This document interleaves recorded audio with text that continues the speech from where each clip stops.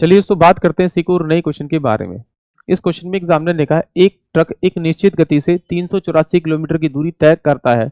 यदि गति 16 किलोमीटर प्रति घंटा कम कर दी जाए तो समान दूरी तय करने में उसे उसे 2 घंटे अधिक लगेंगे। उसकी मूल गति का 75% किलोमीटर पर आवर में क्या है, ये एग्जामिनर मुझसे पूछ रहा है। तो देखिए जब भी इस प्रकार का क्वेश्चन आता है तो उसे हम दो तरीके से करते हैं। पहला तो हम इसे क्या करते हैं, आपका एक्स मान के सोल्व करते हैं, यानी स्पीड को एक्स मान के। दूसरा हम एक डायरेक्ट अप्रोच लगाने की कोशिश करते हैं। बट ये डायरेक्ट अप्रोच आपसे जब लगेगी जब आप इस टाइप के 4 से 5-6 क्वेश्चन अपने घर पे ही आप प्रैक्टिस कर लेंगे एग्जाम में, नहीं तो नहीं लगेगी। तो चलिए पहले लॉजिक को समझेंगे, फिर इसको सॉल्व करेंगे डायरेक्ट अप्रोच से। फिर हम इसे बेसिक से भी करेंगे, क्योंकि बेसिक तो करना बहुत जरूरी है। बेसिक के बिना फिर क्वेश्चन में थोड़ी सी लैंग्वेज चेंज होगी तो परेशानी होगी, यानी बेसिक करना जरूरी है। तो चलिए हम दोनों तरीके से करेंगे। जरा जैसे मान लेते हैं कि एग्जामिनर कह रहा है कि भाई 100 किलोमीटर का डिस्टेंस है, 100 किलोमीटर का डिस्टेंस है, और वो कहता है कि उनकी स्पीड में 5 किलोमीटर पर आवर की स्पीड में कमी होती है। तो उसे जो है वो टाइम जो लगता है वो 1 घंटा ज्यादा लगता है उस डिस्टेंस को कवर करने में। तो देखिए सिंपल सी बात है। देखिए अब कह रहा है कि भाई 100 किलोमीटर करना है, 100 किलोमीटर करना है, और 5 किलोमीटर का स्पीड में कमी आती है, तो 1 घंटा क्या लगता है, उससे ज्यादा लगता है। तो इस वाले इस स्पीड से इसको इसका डिवाइड करेंगे तो ये 5 पहले लिख लीजिए, कितने पे जाएगा, 20 पे जाएगा। यानी कि जो इसका फैक्टर आ रहा है वो 5 इंटू में 20 आ रहा है। यानी कि अगर वो स्पीड उसकी 20 किलोमीटर पर आवर मान लूँ तो उसे टोटल टाइम कितना लगेगा, आपका 5 घंटे लगेगा। और अगर मैं इसका फैक्टर तोड़ लूँ 4 इंटू में आपका 5, तो अगर वो स्पीड उसकी 25 किलोमीटर पर आवर आएगी तो उसको टाइम जो लगेगा 4 घंटे। तो इन दोनों के बीच का डिफरेंस कितना आ रहा है, 1 आवर का आ रहा है। और यहाँ पर स्पीड का डिफरेंस कितना आ रहा है, 5 का आ रहा है। इसका मतलब है कि जो उसका जो आंसर होगा वो क्या होगा मेरे पास में, आपका उसकी स्पीड जो होगी उसकी 25 किलोमीटर पर आवर उसकी स्पीड आ जाएगी। ठीक है, या फिर से एक बार यहाँ चेक कर लेते हैं। भाई उसकी स्पीड 25 है तो 25 में टाइम कम लगेगा। उसकी स्पीड अगर 5 कम होगी तो 20 होगी। तो 20 से अगर से डिवाइड करूंगा तो कितना आएगा आपका, ये किस पे जाएगा 5 पर, और ये किस पे जाएगा 4 पर। इन दोनों का डिफरेंस कितना आ रहा है, 1 आ रहा है। यानी कि जब भी इस टाइप का क्वेश्चन आएगा तो आप इसे सॉल्व कर सकते हैं, बट आपका जो बीच का गैप है वो आपका मल्टीपल होना चाहिए। यानी कि इससे पूरा पूरा डिविजल होना चाहिए, इसको डिवाइड करता हुआ होना चाहिए, तो ये आसानी से हो जाएगा। देखते हैं एग्जामिनर ने क्या कहा। उसने कहा 384 किलोमीटर का डिस्टेंस है और उसे जो स्पीड में 16 किलोमीटर पर आवर की कमी होने पर उसे 2 घंटे क्या लगते हैं, ज्यादा लगते हैं। तो इसका मतलब इसे 16 से डिवाइड करूंगा तो 16 तो मेरे पास ही हो जाएगा, 16 दूनी 32, और 16 दूनी 32, और 16 चौके 64।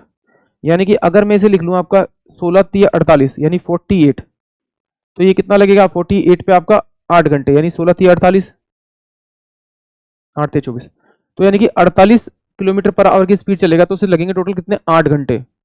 तो अगर इस 48 में अगर मैं 16 जोड़ दूं तो ये मेरे पास में 64 हो जाएगा, 64। तो यानी कि ये कितना होगा 16, 16 चौके 64, यानी कि 3 दूनी 6, तो उसे 6 घंटे लगेंगे। तो देखिए इन दोनों का डिफरेंस कितना आ रहा है, आपका 16 का डिफरेंस आ रहा है स्पीड में, टाइमिंग का डिफरेंस कितना आ रहा है, 2 आ रहा है। इसका मतलब उसकी स्पीड क्या होगी आपकी 16 किलोमीटर पर, सॉरी 64 किलोमीटर पर आवर। तो 64 को आप मल्टीप्लाई कर दीजिए 75 बटे में आपका 100 से, तो 25 दिए 75, 25 चौके 100, यानी कि कितना हो जाएगा, कितना हो जाएगा आपका 16 3 48, यानी कि ऑप्शन सी जो होगा वो इस क्वेश्चन के लिए करेक्ट हुआ। एक बार इस वैल्यू को मैं यहाँ रख के भी चेक कर लेते हैं।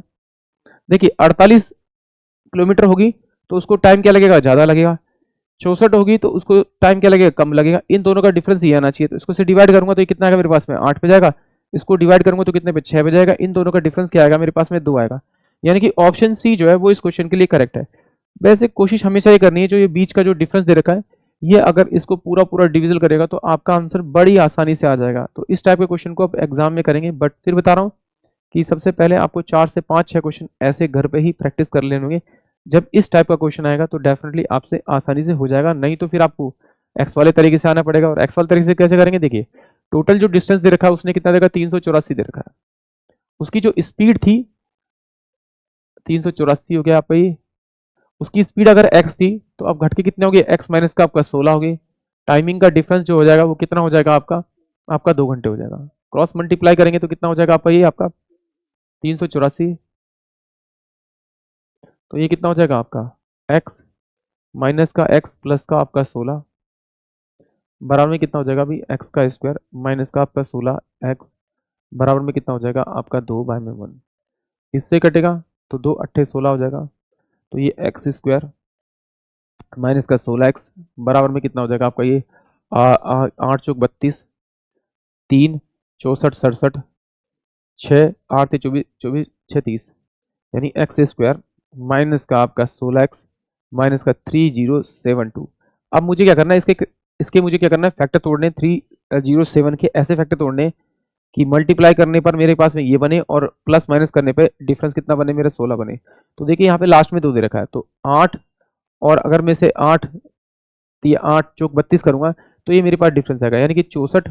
और अगर मैं 48 क्योंकि मैंने यहाँ निकाल लिया है तो मैं इसे रख सकता हूँ एक्स का स्क्वायर माइनस का कितना हो जाएगा आपका 64x प्लस का कितना हो जाएगा 48x माइनस का 3072 हो जाएगा, बराबर में 0 हो जाएगा।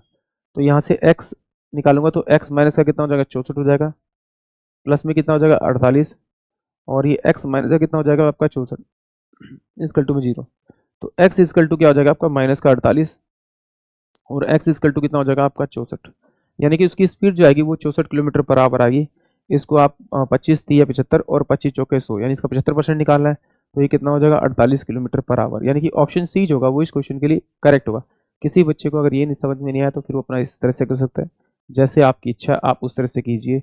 बट एक सिंपल सा लो है एग्जाम का, अगर उसको आप फॉलो करोगे तो डेफिनेटली एग्जाम में आपको कुछ क्वेश्चन ऐसे मिलेंगे जिनको आप डायरेक्ट टिक टिक करेंगे। क्यों? क्योंकि एग्जाम क्या कहता है, जैसे इस क्वेश्चन ने बताया, if you will give more time at the time of practice your time will be automatically reduce at the time of exam. Thank you so much.